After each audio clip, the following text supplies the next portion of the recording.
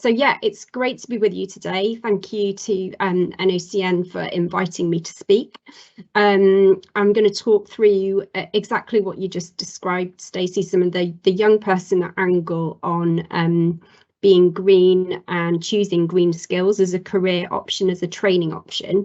But just a little bit about WorldSkills UK to start with, for anybody who doesn't know who we are.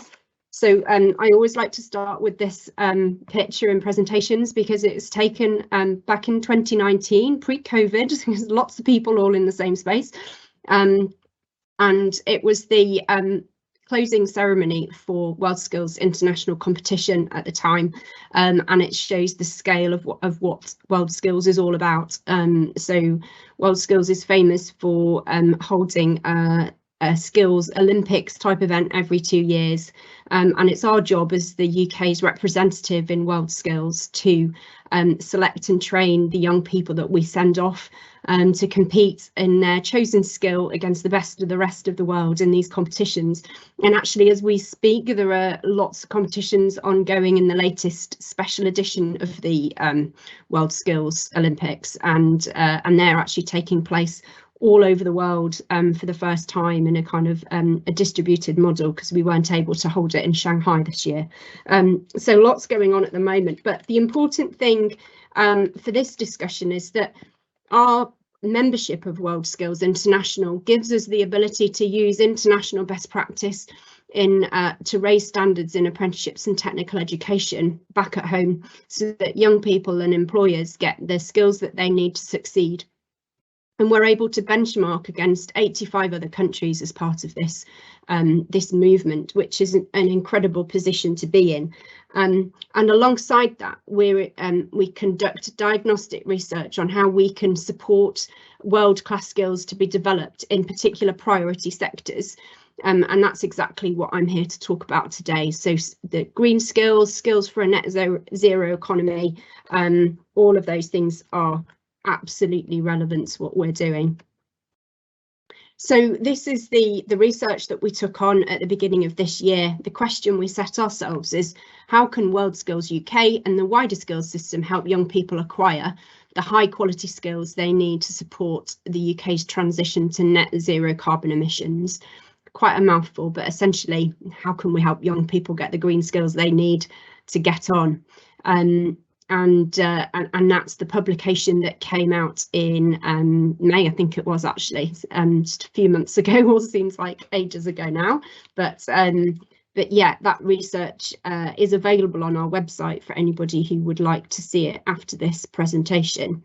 And the approach that we took for that research, which we've used for other sectors as well, is to look at both the employer demand, so what are employers looking for from green skills, and what's their position in terms of skills gaps and how that's having an impact on them as a business, but also what's the demand for in terms of young people who want to take up these skills. You know, do they want to take them up? What are any barriers that are getting in the way of that? And to compare both the employer and the young person angle gives us some really interesting insights, and helps us then develop the programmes that we can deliver to help with some of those issues.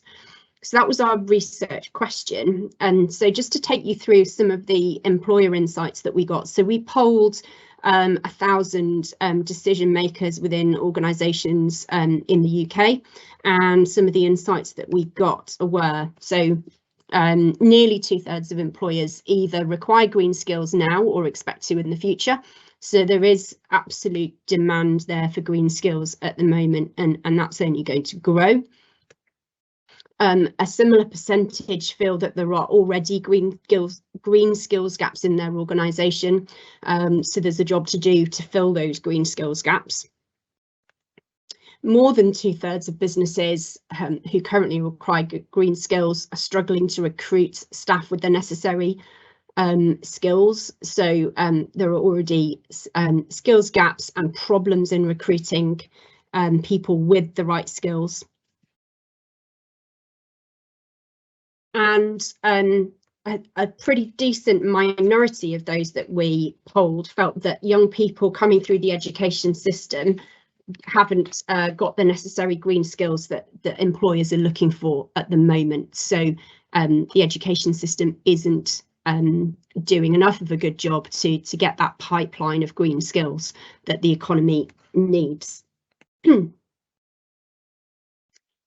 This graph just shows you the business areas where green skills are needed the most. So perhaps not too surprising that areas like electric vehicles and other sustainable transport, clean energies and sustainable manufacturing and low carbon construction, they're some of the biggest areas where businesses and employers are needing green skills. But we did look across the whole economy, and that there are significant needs also in areas like healthcare, finance and hospitality as well. So needed across the economy, but perhaps not too surprising, the areas that need green skills the most. But also really important to recognise that the fact that there are green skills gaps across the economy is already having an impact. So the biggest impact there is that employers are struggling to meet their net zero or green targets. Also that they're struggling to cope with rising energy costs, and bearing in mind this polling work was done a good 6 months ago. I'm sure that's only increased given the impact of inflation and energy prices, and also struggling to keep up with changes in technology. I think as technologies become cleaner, the skills need to keep up to date with that. So the impact of having green skills gaps is already being felt across a range of employers.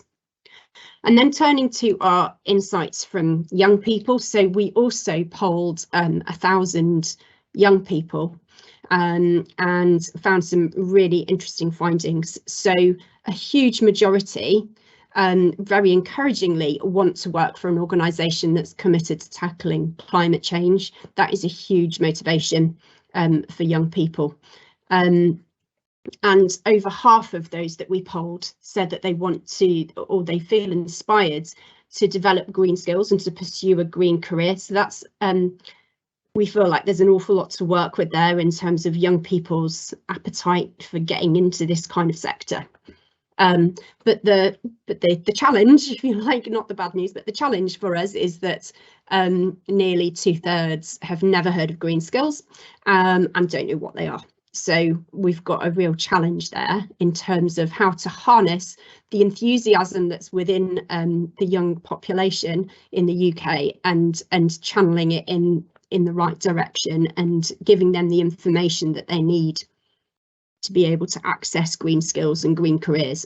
So we looked into those barriers a bit more, and it's really startling that only 8% said that they didn't face any barriers at all to pursuing a green career.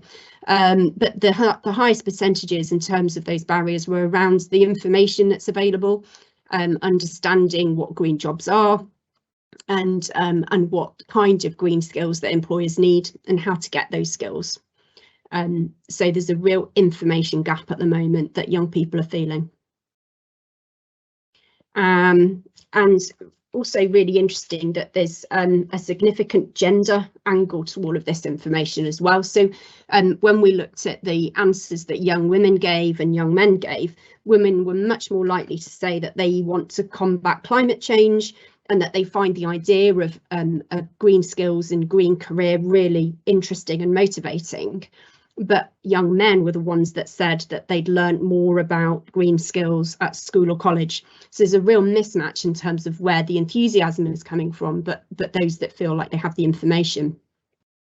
And this also came through in the data that we have around how we can support young people with information around careers and green skills, with young women being much more likely to say yes to all of these options in terms of what they'd like to have more information about.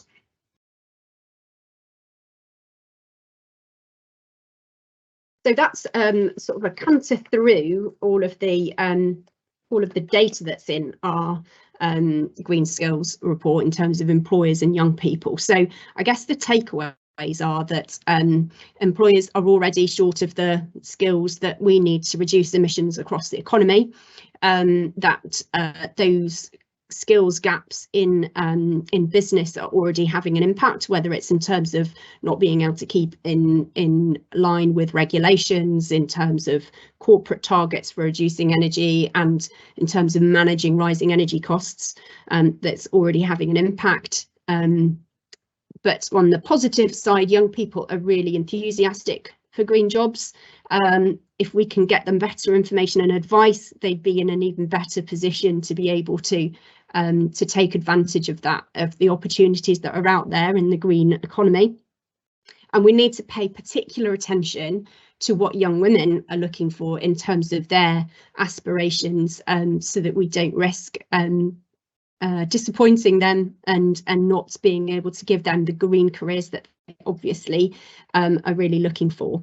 But also that we need to think about this at an economy-wide level. So we need to make sure that we've got the high quality skills across the green economy to be able to compete for investment.